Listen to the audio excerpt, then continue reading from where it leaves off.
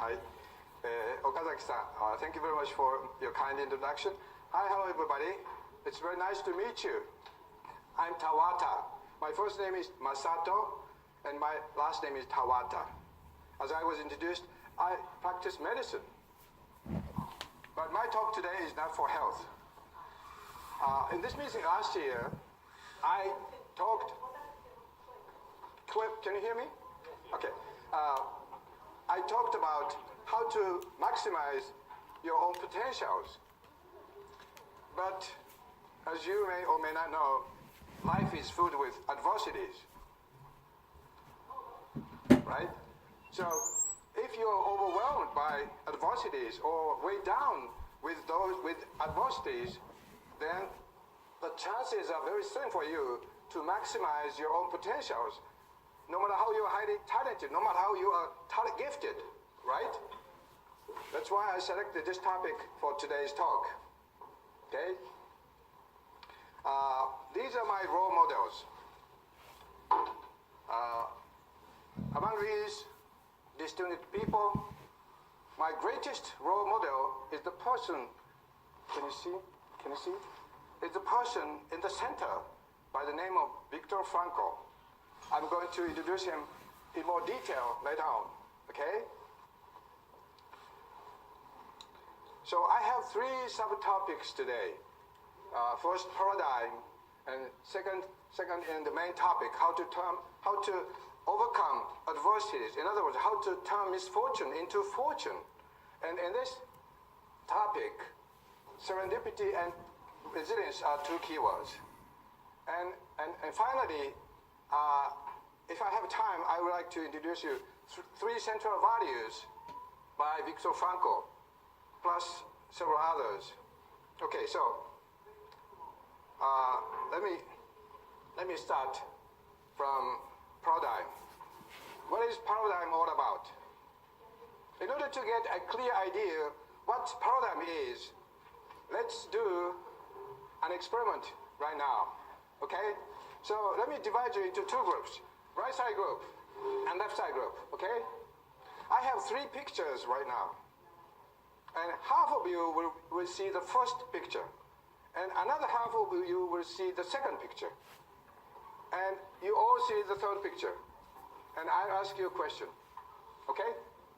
So what I do, what you do is, first I ask right side group to close your eyes so that this side group can look at the first picture. And then, just to make sure, I ask everybody to close your eyes for a while, and then ask right side group to open your eyes to see the second picture.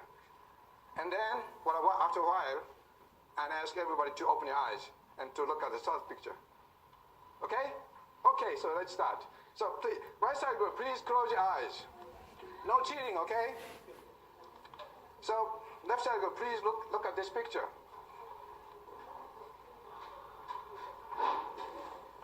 Now, just close your eyes, just to make sure, okay? Now, right side group, please open your eyes and look at this picture.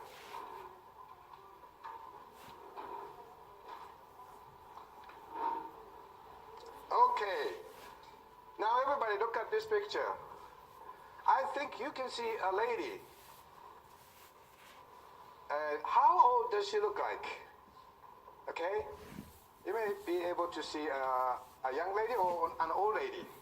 Okay, so if you see a young lady in her 20s or 30s at most, then please raise your hand. This side group. Okay, so if you see an old lady in her 60s, 70s, or even 80s, raise your hand.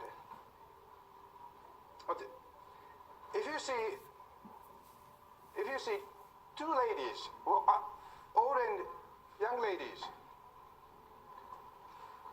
Oh, there are several, yeah. Well, you know, if you see this line at the lateral view of the hook nose and this mouth and eye, then you see an old lady. Can you? But if you see this line as a posterior, oblique posterior view of lateral of cheek, you can see a young lady. Can't you? Okay, let me This is the first picture. It looks like an old lady, right? So this is the second picture. She looks like a young lady.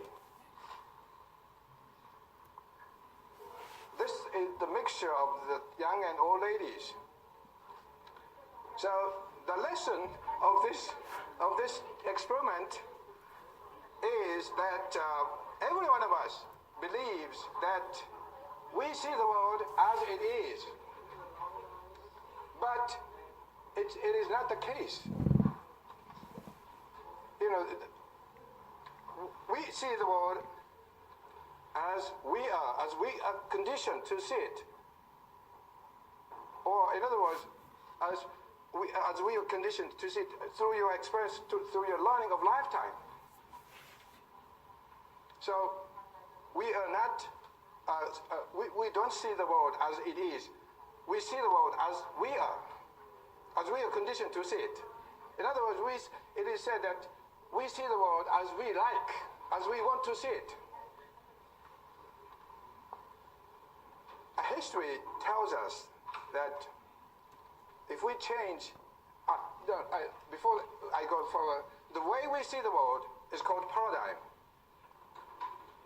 The paradigm is the way you see, or the frame through which you see the world. And there are many, many different frames.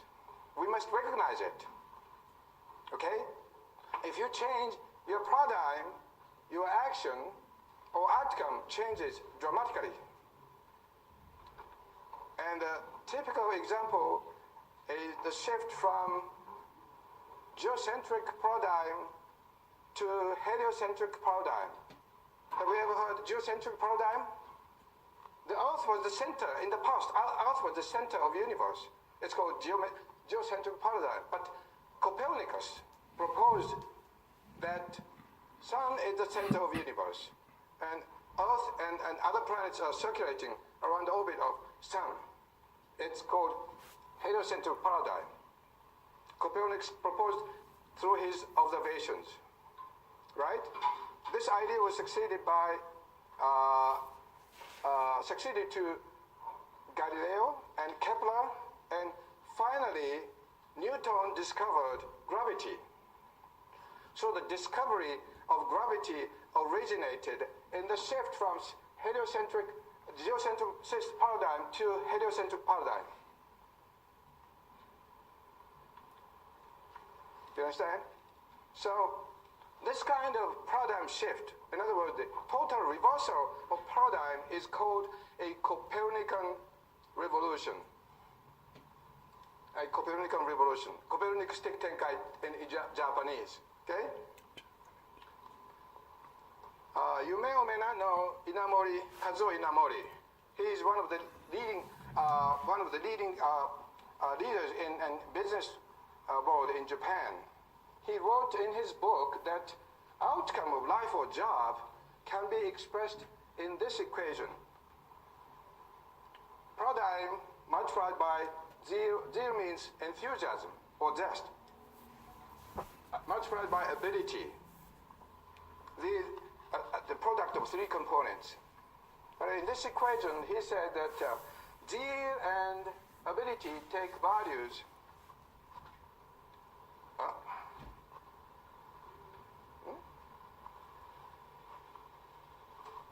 Excuse me.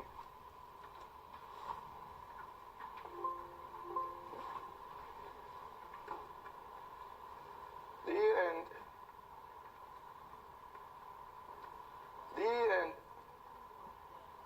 ability take values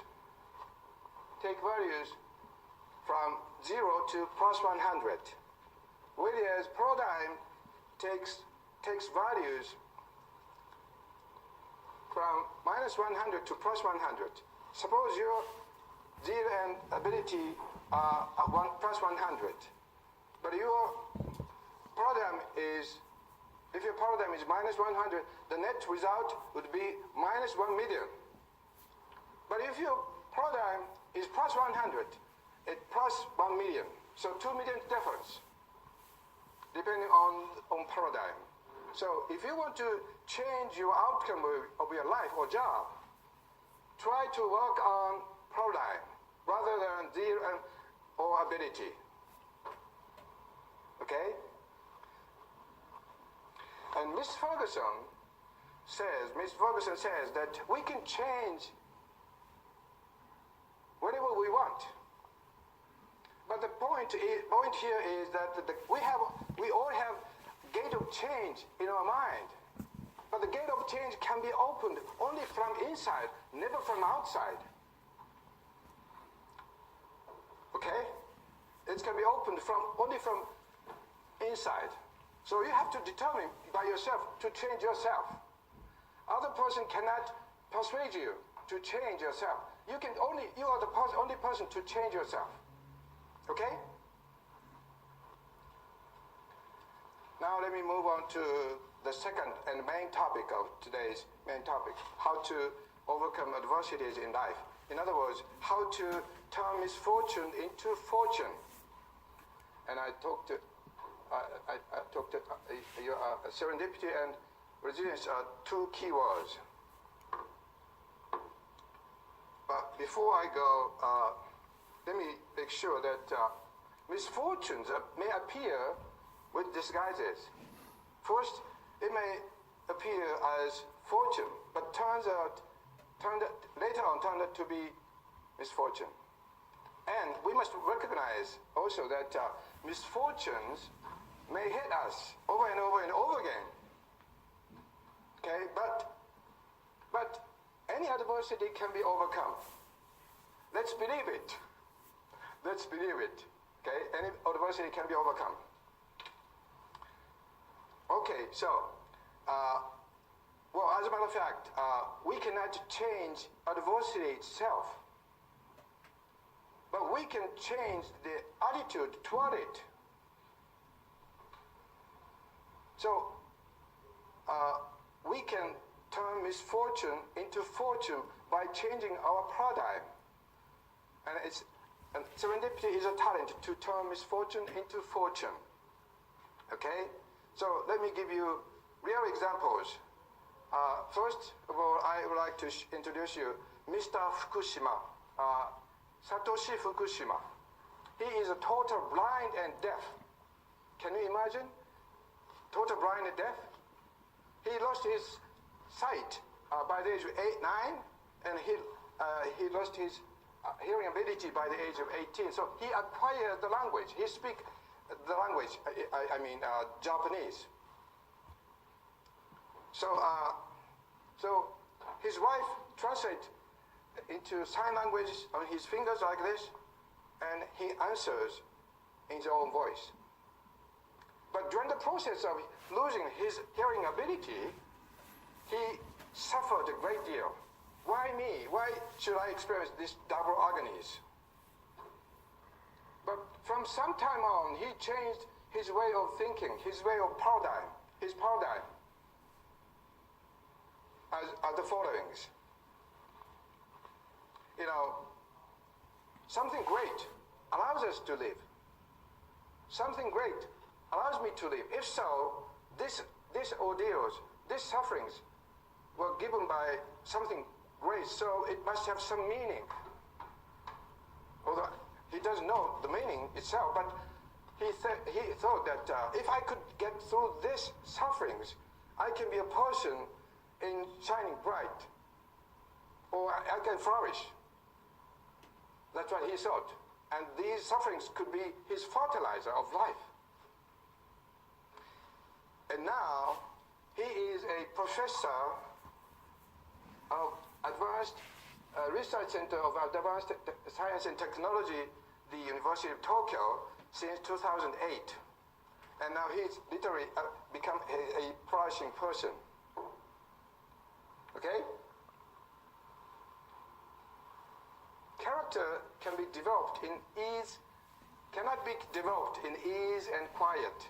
Only through experience of trial and suffering can the soul be strengthened, ambition inspired, and success achieved.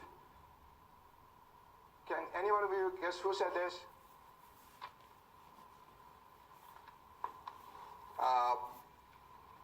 she was total blind and deaf mutism. Right, yes. Helen Keller said this. Okay, so let's consider that the suffering can be fertilizer of our life. If you think so, if you think that way, if we change your paradigm, then you may be able to overcome adversities. And there are many real examples. These two ladies were once one of the street children because of neglect by their parents. But they were admitted in Harvard University and graduated 2004, and this lady 2016. And this person, Ms. Mitsuo Ohira, she attempted suicide because of bullying from her classmates when she was junior high school student. And after that, she lived with a gangster quite a while. So she had a tattoo on her back. But when she became 20 years old, she met a foster father. And foster father recommended her to make a revenge to her classmates. But the point was how to revenge. And she thought the greatest revenge would be more happier and more contributed to the society than those who bullied her. And so she studied a lot. She studied very hard, and she became a lawyer. And this, you all know this, Dr. Hawking. He showed an example that life is life is not limited by disabilities. Okay, this lady, Talia Joy Castellano, had cancer, child cancer, and you can see an interview video in YouTube. An interviewer asked, "What is your feeling right now?" And she said, "My friends are losing their life, so I'm enjoying every moment as the last moment of life." And at the end of interview, she was asked, the interview asked that, "How do you want to be remembered 100 years later?" And she answered, "As a cheerful girl and has done something for child cancer." Well, because of chemotherapy, she lost her hair, total hairs, but she made up. She did makeup in her scalp and face, and took pictures and distributed by SNS to encourage the same circumstances. But 6 months later, she passed away. She ended her 14 years of life, but her legacy remained Talia Legacy Foundation. So her name remains forever. So she had another way of living forever, Okay, this is my greatest role model. Viktor Frankl. He was a doctor of psychiatry, but he was a Jew. So he was captured by Nazi during the World War II and sent to concentration camps, including the notorious Auschwitz. But he was always on the edge of death. But he survived 3 years of living hell. And after the liberation from the camps, he wrote many books. And in his first book, he said, "It is not the ordeal itself, it is not the critical condition itself which makes us unhappy, but rather our attitude toward it." In other words, we can turn misfortune into fortune by changing our paradigm. That's what he said. So if you think what a wonderful life, full of ordeals, full of adversities, then you can overcome adversities. But as far as other people's adversities are concerned, we need to support them with compassion until they turn misfortune into fortune by changing their paradigm. So you may raise a question of as I said before, serendipity is a talent to turn misfortune into fortune. But you may raise a question: can serendipity be obtained or acquired only under adversities? If so, life must be very, very harsh, right? Mr. Shahar, he used to be a professor of philosophy and psychology in Harvard University. He said definitely no, we can get serendipity under ordinary life. Under ordinary life. Just remember what happened on March 11th, 2011, when the megaquake and tsunami hit Tohoku area, and the people suffered, grieved, the loss of their family members, their friends, their neighbors, or the loss of their houses, or the schools, or the towns, or the shrines, or in other words, they grieved the loss of ordinary life. In ordinary life, we take everything for granted and never recognize the importance or preciousness of small items of daily life. And Mr. Chahar says, try to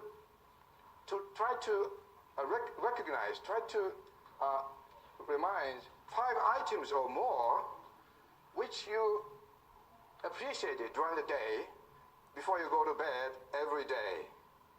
So, in other words, try to find treasures in ordinary life. By this, you can get serendipity. But but don't take everything for granted. Okay? Don't take anything for granted. If so, we can get serendipity in ordinary life. And serendipity is derived from altruism. Do you know the word altruism? To do something for others, to contribute to the society, to other people, okay? To help other people. This mentality is called altruism.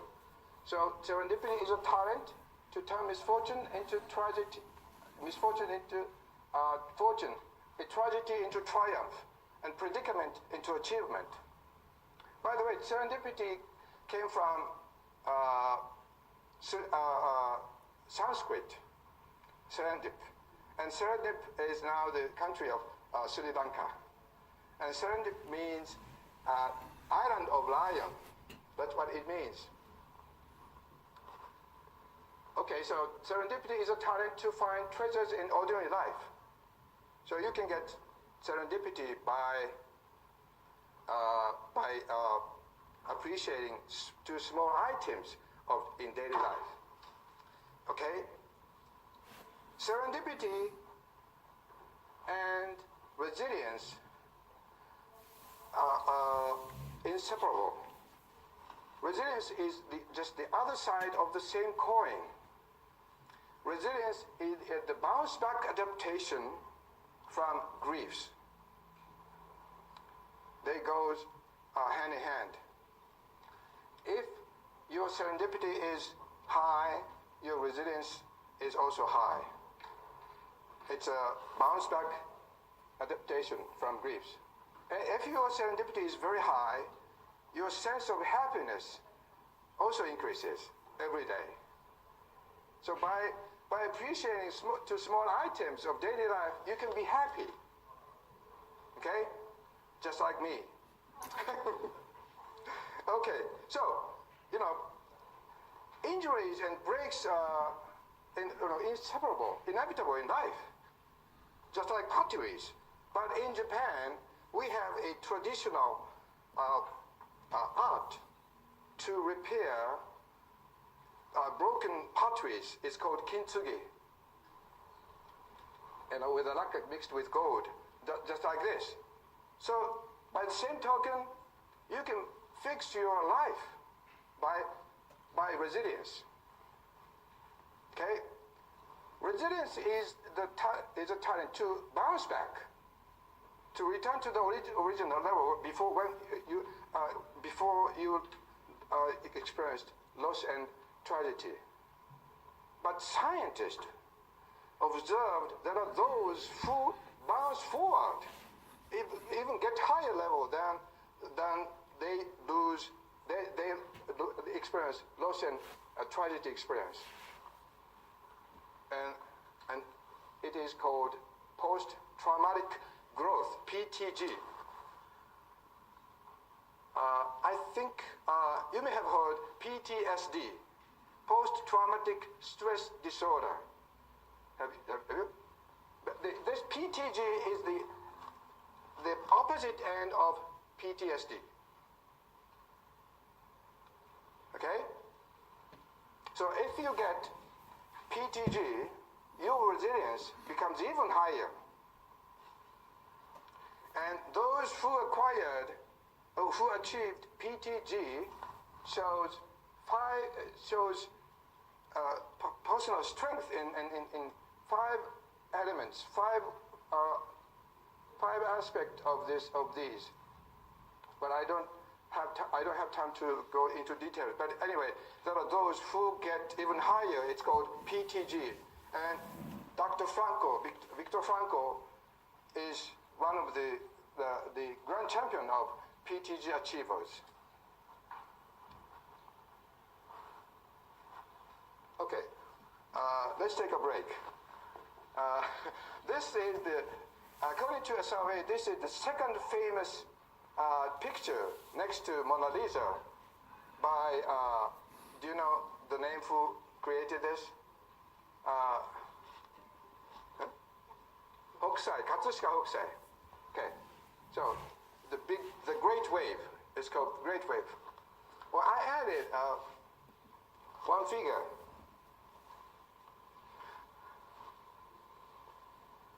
And it looked like this. And this was the design of my New Year's greeting card last year. In order to, dare defy the big, the tremendous or overwhelming wave. Okay? That's what my message. Okay, so let's move on. Let me move on to the last and the final subtopic. Let me drink water.